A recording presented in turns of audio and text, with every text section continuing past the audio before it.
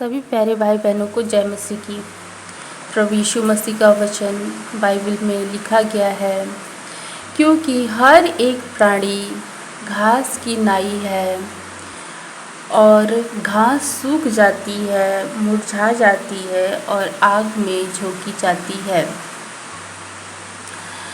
वचन कहता है कि मनुष्य की शोभा एक घास की तरह है।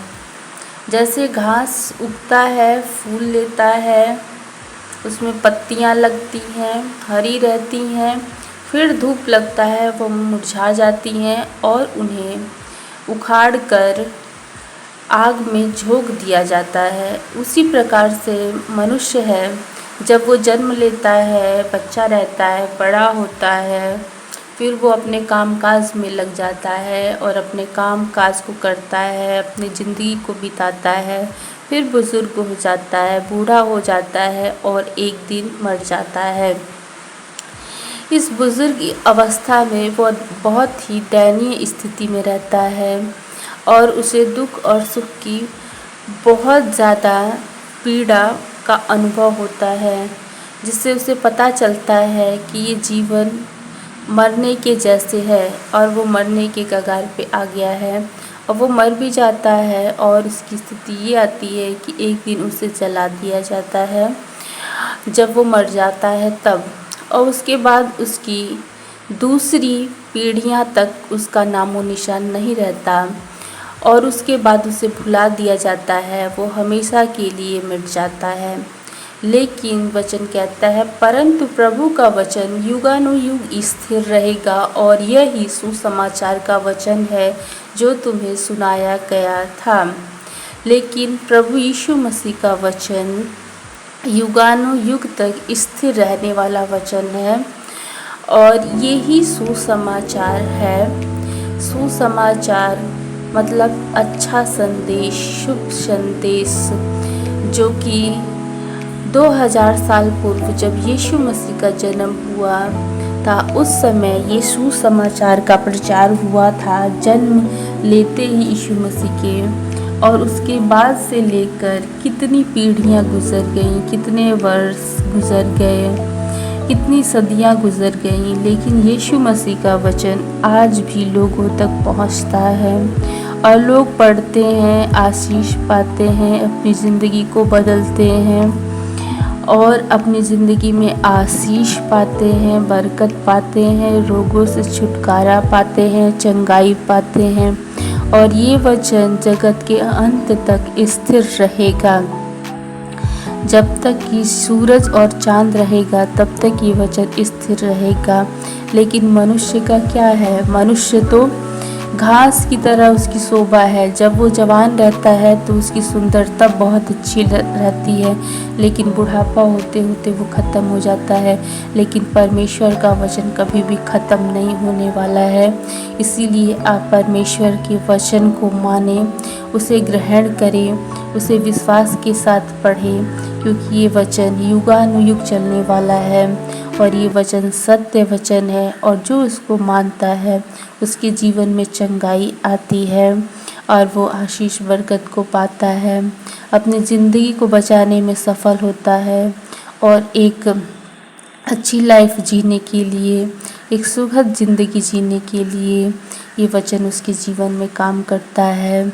उसके विचारों को और उसकी सारे कामों को करने के लिए उसे भली प्रकार से निपुण बनाता है और आगे की ज़िंदगी को भी वो सफल बनाने के लिए एक पथ प्रदर्शक के रूप में यीशु मसीह के पीछे चलने के लिए ये वचन उसकी अगुवाई भी करता है।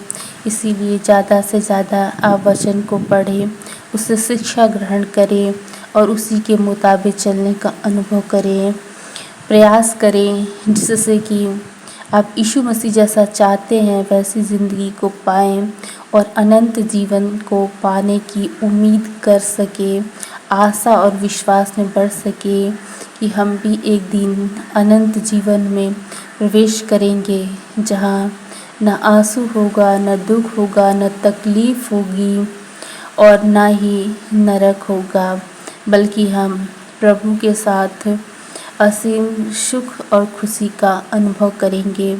ऐसा जीवन यदि आप चाहते हैं तो आप युगानुयुग स्थिर रहने वाले वचन पे स्थिर रहें और बाइबल को पढ़ें और बाइबल के अनुसार अपनी ज़िंदगी को बिताएं। जैसा नियम दिया गया है उस नियम के अनुसार अपनी ज़िंदगी को बिताएं।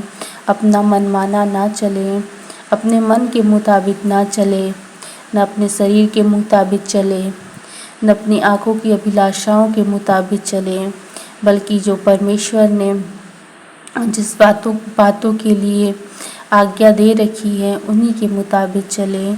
और जो बातें आपके हृदय और आपके मनों को बुरी लगती हैं, अच्छी नहीं लगती, शोभा नहीं देती, ऐसे काम, ऐसे व्यवहार और ऐसे विचारों को त्याग दें और प्रभु के मार्ग पे चलने का प्रयास करें। क्योंकि प्रभु यीशु मसीह ने आपके लिए ही क्रूस का ये बड़ा बलिदान उठाया था और वो मरे थे कि मनुष्य जाति जो मेरी कहलाती है, जो मुझसे प्रेम रखती है, जो मेरे जैसे मन वाली है, वो बचाई जाए। क्या आप एक अच्छी ज़िंदगी जीना चाहते हैं या दुष्टता का जीवन जीना चाहते हैं? चुनाव आपके पास है, फैसला आपके पास है, ज़िंदगी आपकी है और चुनाव भी आपका है। क्या आप अपनी ज़िंदगी में एक नया मोड़ लाना चाहते हैं? यदि हाँ, तो यीशु मसीह के पास आइए, बाइबल पढ़िए और प्रार्थना करिए और परमेश्वर जैसा चाहते हैं उस तरह की एक सुंदर और एक भाने वाला जीवन जिए, जिससे कि परमेश्वर भी प्रसन्न हो और जिससे कि भी आपके मन को भी शांति मिले और आपके विचारों को भी समझ मिले। क्या आप प्रभु का आदर करते हैं?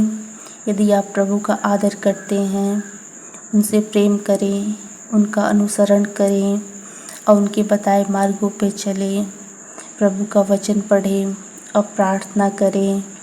प्रार्थना करते समय अपनी सारी बीमारियों को, सारी परेशानियों को प्रभु के सामने रखें और सच्चे मन से रखें और पश्चाताप करें और क्षमा करने के लिए निवेदन करें कि प्रभु मेरे पाप क्षमा करें। और प्रभु यदि पाप क्षमा कर देते हैं तो फिर दोबारा उन पापों को ना दोहराएं और अपने जीवन से निकाल दें। यदि आप में दुर्बलता है, आप उसे नहीं निकाल पाते, तो उसके लिए भी प्रार्थना करें कि प्रभु मैं इन पापों को छोड़ना चाहता हूँ, कृपया आप मुझे उससे छुड़ा दीजिए। तो प्रभु आप अपनी शक्ति से छुड़ाएंगे, आपकी शक्ति से नहीं, लेकिन उसके लिए आपको दृढ़ निश्चय स्वयं करना होगा। यदि आप दृढ़ निश्चय करते हैं कि हाँ मैं ऐसे पाप को छोड़ूंगा, तो प्रभु आपके पापों को भी छुड़ा दे।